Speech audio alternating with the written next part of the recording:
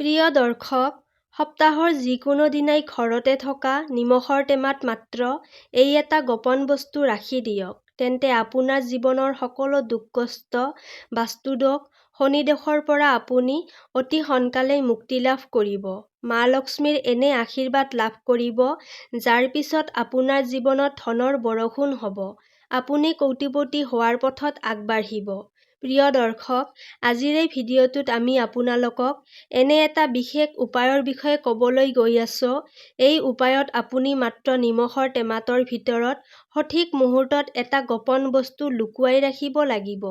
এই উপায়টো তন্ত্ৰশাস্ত্ৰতো উল্লেখ কৰা আছে। মই নিজেও মোৰ ঘৰতে নিমখৰ টেমাত সেই গোপন বস্তুটো ৰাখি থৈছোঁ, যিটোৰ বিষয়ে আজি এই ভিডিঅ'টোত আপোনালোকক ক'ম। আৰু ইয়াৰ লাভ অনুভৱ কৰাৰ পিছতেই এই তথ্যটো আপোনালোকৰ আগত লৈ আহিছোঁ, যাতে আপোনালোকৰো উপকাৰ হয়। আমি আপোনালোকক 100% নিশ্চয়তা দিছোঁ যে তন্ত্ৰশাস্ত্ৰ অনুসাৰে সেই গোপন বস্তুটো নিমখৰ টেমাত ৰাখি দিয়ক।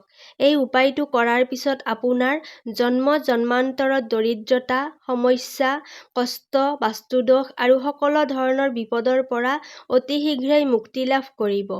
ইয়াৰ লগতে যদি আপুনি এই উপায়টো সঠিক মুহূৰ্তত কৰে, তেন্তে আপোনাৰ জীৱনত ধনৰ বৰষুণ হ'ব। আপোনাৰ জীৱনত ধন অহাৰ পথ মুকলি হ'ব। আপোনাৰ বন্ধ হৈ থকা ব্যৱসায় পুনৰ চলিবলৈ আৰম্ভ কৰিব। প্ৰিয় দৰ্শক, এই উপায়ৰ ফলত আপোনাৰ জীৱনত সুখ সমৃদ্ধি, ঐশ্বৰ্য আৰু বৈভৱ আহিব। আপোনাৰ ঘৰত আৰ্থিক উন্নতি হ'ব। এইটো এনে এটা উপায় যিয়ে কেৱল আপোনাৰ নহয়, আপোনাৰ গোটেই পৰিয়ালৰ জীৱনত এক আশ্চৰ্যজনক আৰু ইতিবাচক পৰিৱৰ্তন আনিব পাৰে। এজন মানুহৰ ঘৰত থকা নিমখৰ টেমাটো সেই মানুহজনৰ জীৱনৰ আৰ্থিক অৱস্থাৰ সৈতে পোনপটীয়াভাৱে জড়িত হৈ থাকে। জ্যোতিষশাস্ত্ৰত স্পষ্টকৈ লিখা আছে যে যদি এখন ঘৰত নিমখৰ টেমাটো খালী হৈ যায়, তেন্তে তাৰ ফলত সেই ঘৰৰ আৰ্থিক অৱস্থাত ডাঙৰ প্ৰভাৱ পৰে, লগতে সেই ঘৰৰ বাস্তুদোষো বেয়া হৈ যায়। প্ৰিয় দৰ্শক, নিমখৰ ক্ষেত্ৰত কৰা অৱহেলাই আপোনাৰ জীৱনত দৰিদ্ৰতা আৰু নানা সমস্যাৰ সৃষ্টি কৰিব পাৰে। যদি আপুনি নিমখৰ বিষয়ত সাৱধান নহয়, তেন্তে জীৱনত বহু ধৰণৰ সমস্যাৰ সন্মুখীন হ'ব লাগিব পাৰে। কিন্তু আনহাতে যদি আপুনি নিমখৰ সৈতে জড়িত সেই উপায়বোৰ কৰে, যিবোৰ তন্ত্ৰশাস্ত্ৰ আৰু জ্যোতিষশাস্ত্ৰত উল্লেখ কৰা হৈছে, তেন্তে ধৰি ল'ব যে কেৱল আপোনাৰ তিজোৰী ধনৰেই ভৰি নাযায়, আপোনাৰ ওপৰত যেন ধনৰ বৰষুণেই হ'ব। আপোনাৰ ওচৰত ইমান ধন আহিব যে আপোনাৰ আগন্তুক 7 পুৰুষেও ধনৰ ওপৰত ৰাজ কৰিব। প্ৰিয় দৰ্শক, যদি আপুনি কোটিপতি হ'ব বিচাৰে আৰু আপুনি বিচাৰে যে আপোনাৰ জীৱনৰ সকলো ধৰণৰ সমস্যা আৰু কষ্ট শেষ হৈ যাওক, আপোনাৰ জীৱনত কেতিয়াও কোনো ধৰণৰ দুখ-কষ্ট নাথাকক, আৰু আপুনি মা লক্ষ্মীৰ বিশেষ আশীৰ্বাদ লাভ কৰক, যাৰ ফলত আপোনাৰ ঘৰত কেতিয়াও ধনৰ অভাৱ নাথাকক, তেন্তে আজি এই সৰু ভিডিঅ'টো শেষলৈকে চাওক। কাৰণ নিমখ এটা অতি সাধাৰণ বস্তু। নিমখ এনে এটা বস্তু যি প্ৰতিটো মানুহৰ পাকঘৰত থাকে, কিন্তু এইটো কেৱল খাদ্যবস্তুত দিয়াৰ বাবেই ব্যৱহাৰ নহয়। ইয়াৰ কিছুমান লাভও আছে, যিবোৰ আমাৰ ঘৰৰ সুখ সমৃদ্ধি আৰু উন্নতিৰ সৈতে জড়িত। আপুনি এই কথা জানি নিশ্চয় আচৰিত হ'ব। হয়তো আপোনালোকৰ কিছুমানে এইবোৰক অন্ধবিশ্বাস বুলি ভাবিব পাৰে। কিন্তু জ্যোতিষশাস্ত্ৰ আৰু বাস্তুশাস্ত্ৰত ঘৰৰ সুখ সমৃদ্ধি আৰু আন বহু সমস্যাৰ সমাধানৰ বাবে নিমখৰ সৈতে জড়িত কিছুমান উপায় উল্লেখ কৰা হৈছে। এই উপায়বোৰ কৰিলে আপুনি আৰু আপোনাৰ গোটেই পৰিয়াল জীৱনত বহুত আগবাঢ়িব আৰু সফলতা লাভ কৰিব। সেয়েহে যদি আপুনি বিচাৰে মা লক্ষ্মীৰ কৃপা সদায় আপোনাৰ ওপৰত আৰু আপোনাৰ পৰিয়ালৰ ওপৰত থাকক, আৰু তেওঁৰ আশীৰ্বাদেৰে আপুনি জীৱনত বহুত উন্নতি কৰক আৰু আগবাঢ়ক, তেন্তে পূৰ্ণ বিশ্বাস আৰু আন্তৰিক ভক্তিৰে কমেণ্ট বক্সত এতিয়াই জয় মা লক্ষ্মী দেৱীৰ জয় বুলি নিশ্চয় লিখক। প্ৰিয় দৰ্শক, তন্ত্ৰশাস্ত্ৰৰ অধ্যায় নম্বৰ 112ত স্পষ্টকৈ লিখা আছে যে যিদৰে এজন মানুহৰ খাদ্যৰ সোৱাদ নিমখ নাথাকিলে অসম্পূৰ্ণ হয়, তেনেদৰে এজন মানুহৰ জীৱনো নিমখ অবিহনে অসম্পূৰ্ণ বুলি ধৰা হয়। নিমখ কেৱল ঘৰৰ বাস্তুদোষৰ সৈতে জড়িত নহয়, নিমখে এজন মানুহৰ আৰ্থিক অৱস্থাতো প্ৰভাৱ পেলায়। এতিয়ালৈকে বেদ পুৰাণতো স্পষ্টকৈ উল্লেখ কৰা হৈছে, যি ঘৰত নিমখ নিমখৰ টেমা খালী থাকে, সেই ঘৰত কেতিয়াও মা লক্ষ্মীৰ বাস নাথাকে। যি ঘৰত নিমখৰ উপায় সঠিকভাৱে কৰা হয়, সেই ঘৰতে মা লক্ষ্মীয়ে বাস কৰে, ঘৰখন উন্নতি হয়। প্ৰিয় দৰ্শক, এতিয়া আমি আপোনালোকক নিমখৰ সৈতে জড়িত সেই গুৰুত্বপূৰ্ণ কথাবোৰ ক'ম, যিবোৰ জনা আপোনালোকৰ বাবে অত্যন্তই প্ৰয়োজনীয় আৰু দৈনন্দিন জীৱনৰ কামত এই কথাবোৰ মনত ৰাখি চলা অতি দৰকাৰ, যাতে আপোনাৰ জীৱনত যিবোৰ সমস্যা আহিবলৈ গৈ আছে, সেইবোৰে নিজৰ পথ সলনি কৰি লয়।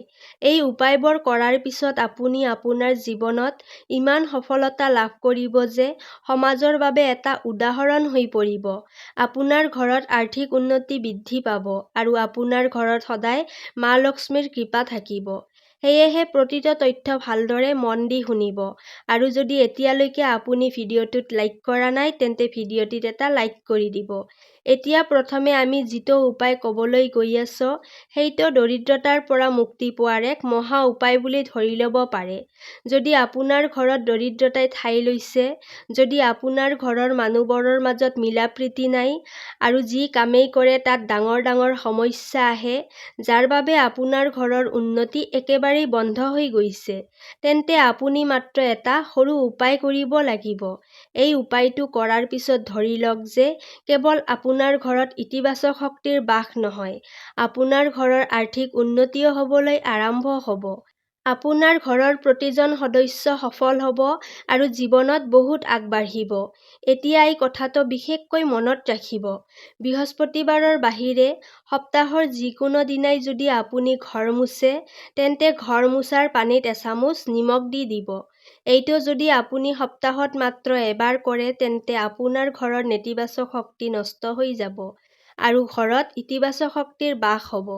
প্ৰিয় দৰ্শক, বৃহস্পতিবাৰৰ দিনা কেতিয়াও ঘৰ মুচিব নালাগে।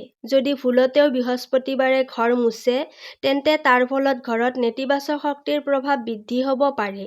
যি ঘৰত ইতিবাচক শক্তিৰ বাস থাকে, সেই ঘৰত দেৱ-দেৱীৰ আশীৰ্বাদ সদায় থাকে, সেই ঘৰখনত উন্নতি হয় আৰু সেই ঘৰৰ প্ৰতিজন সদস্যই নিজৰ জীৱনত যি কামেই আৰম্ভ কৰে, সেই কামত সফলতা লাভ কৰে। এই উপায়টো কৰিলে আপোনাৰ ঘৰৰ বাস্তুদোষ মূলৰ পৰা নষ্ট হৈ যাব। প্ৰিয় দৰ্শক, ধন লাভ আৰু ঘৰৰ উন্নতিৰ বাবে অলপ নিমখ এটা কাঁচৰ পাত্ৰত ৰাখক আৰু তাত ৪-৫টা লং দি দিয়ক। তেনে কৰিলে ঘৰত ধন আহিবলৈ আৰম্ভ কৰিব। ধৰি লওক আপোনাৰ জীৱনত ধন অহাৰ পথ বন্ধ হৈ গৈছে। আপুনি বহুত কষ্ট কৰে, বহুত পৰিশ্ৰম কৰে, কিন্তু তাৰ ফল নাপায়।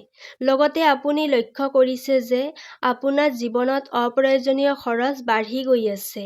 তেন্তে এটা সৰু উপায় কৰক, যিটো এতিয়া আমি আপোনালোকক ক'বলৈ গৈছো।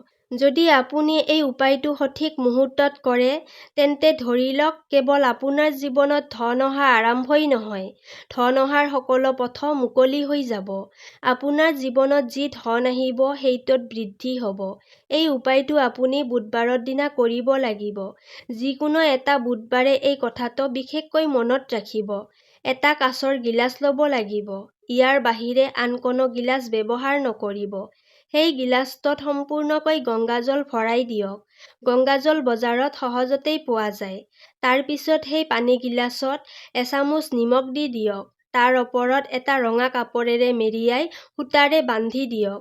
এই পানী গিলাচ সেই কোঠাত ৰাখক য'ত আপুনি বেছি সময় কটায়।